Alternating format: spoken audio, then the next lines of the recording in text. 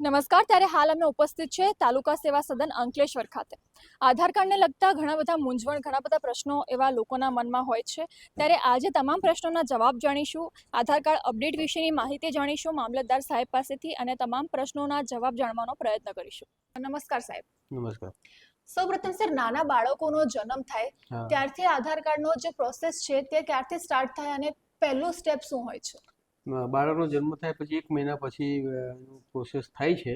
બાળક જો ફોટો પાડવા દે એનો ફોટો સરસ રીતે આવતો હોય તો 1 મહિના થાય પછી નહીં, જો ફોટો નહીં પડે તો 5 મહિના પછી પણ એના વાલી આધાર સેન્ટર જે છે અંકલેશ્વર તાલુકામાં અત્યારે કુલ 14 જગ્યાએ આધાર સેન્ટર છે, ત્યાં એમને લઈ જાય અને એના ફોટો પાડી અને એના મા બાપ જે વાલીઓ છે એનું આધાર કાર્ડ સાથે લઈ જાય તો એનું બાળકનું આધાર કાર્ડ થાય છે. અને ત્યારબાદ આ પહેલા તબક્કા પછી બાળક કેટલા વર્ષનું થાય અને કેટલા વયમાં અને કેટલા વર્ષ પછી આધાર કાર્ડ ફરી અપડેટ કરવું પડે? ફરી પછી એનું બાળક 5 વર્ષનું થાય ત્યારે એના ફરી ફિંગરપ્રિન્ટ લેવામાં આવે છે, અંગૂઠો લેવામાં આવે છે, ત્યારબાદ બીજા 10 વર્ષે એનું અપડેટ લેવામાં આવે છે.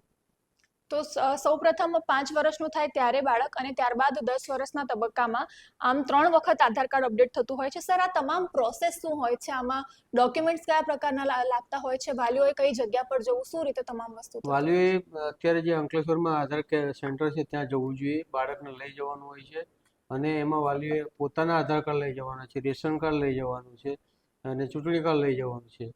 બીજું વિશેષ એમનું જે જ્ઞાતિ હોય છે એલસી લઈ જવાનું હોય છે. અને સર, આ અપડેટમાં થતા કેટલો સમય લાગે છે અને કેટલા સમયમાં આધાર કાર્ડ આપણા સુધી પહોંચી જાય છે? અપડેટ થતાં એને 24 કલાક જેવું લાગે છે, પણ આધાર કાર્ડ વિથિન એકાદ મહિનાની અંદર ટપાલથી પોસ્ટથી આવી જાય છે અને ઓનલાઈન પણ થઈ જાય છે. અને જો આમાં પેરેન્ટ્સને આનાથી લગતા આ સવાલોને આ પ્રશ્નને લગતા બીજા કોઈ પ્રશ્નો હોય તો તેનો નિરાકરણ માટે ક્યાં સંપર્ક કરવો પેરેન્ટ્સે? તો એના નિરાકરણ માટે જે તે મામલતદાર ઓફિસનો મામલતદારશ્રીનો સંપર્ક કરી શકે છે.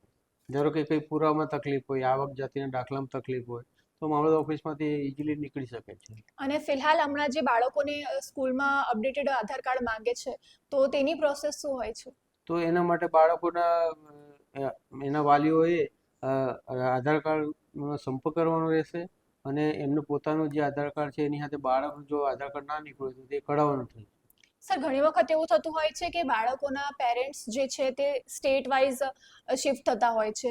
પેરેન્ટ્સનું આધાર કાર્ડ લાઈક નિયર બાય આપણે મહારાષ્ટ્ર છે, રાજસ્થાન છે, તો બાળકોનું આધાર કાર્ડ બાળક શિક્ષણ ગુજરાતમાં લેતું હોય છે બટ પેરેન્ટ્સ બિલોંગ કરે છે મહારાષ્ટ્ર, રાજસ્થાન, સમથિંગ એનીવેર એલ્સથી. તો આ રીતે પ્રોસેસ કેવી રીતે એમાં થાય છે કે મતલબ એની માટે શું કરવું જોઈએ પેરેન્ટ્સ? તો એ જ્યાં રહેતા હોય ને એના વાલીઓ જ્યાં રહેતા હોય એનું એડ્રેસ પ્રૂફ લેવામાં આવે છે અને બાળક જ્યાં ભણતું હોય ત્યાં એમને અપડેટ કરવામાં આવતું હોય છે અને આ બાબતે દરેક શાળા અને આંગણવાડીમાં પણ કીટો ઉપલબ્ધ કરાવી છે. એટલે ત્યાં અહીંયા મામલા ઓફિસર નહીં આવતા, આંગણવાડી અને પ્રાથમિક શાળાઓ પણ આધાર કીટો ઉપલબ્ધ કરાવેલી છે અને ત્યાં પણ કેમ્પ રાખીને અપડેટ કરવામાં આવે છે. જી સર, આજકાલ ઇન્ટરનેટનો જમાનો છે. જો આ સેન્ટર સુધી પહોંચવામાં પેરેન્ટ્સ કે કોઈ પણ વ્યક્તિ જેને અપડેટ કરાવવું છે કે ગમે તે એના રિલેટેડ ઇસ્યુ કોઈ છે, જો ત્યાં સુધી ન પહોંચતા ઇન્ટરનેટને થ્રુ થઈ શકે એવી કોઈ સુવિધા? ના, હાલમાં તો એવી કોઈ સુવિધા છે નથી, પણ ભવિષ્યમાં આવનાર છે.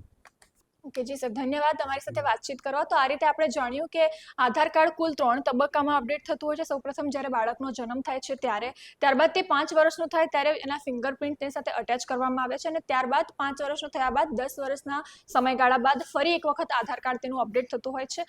અને આ રીતે તમામ પ્રશ્નોનો જવાબ ખૂબ સારી રીતે આપણને મળ્યો. વધુ કોઈ પ્રશ્નો રિલેટેડ તમારા જો તમને કોઈ વધુ પ્રશ્ન મનમાં આવતા હોય કાં તો પછી મૂંઝવણ હોય પ્રશ્નો રિલેટેડ તો તમે કમેન્ટ કરી શકો છો અને અમને જણાવી શકો છો.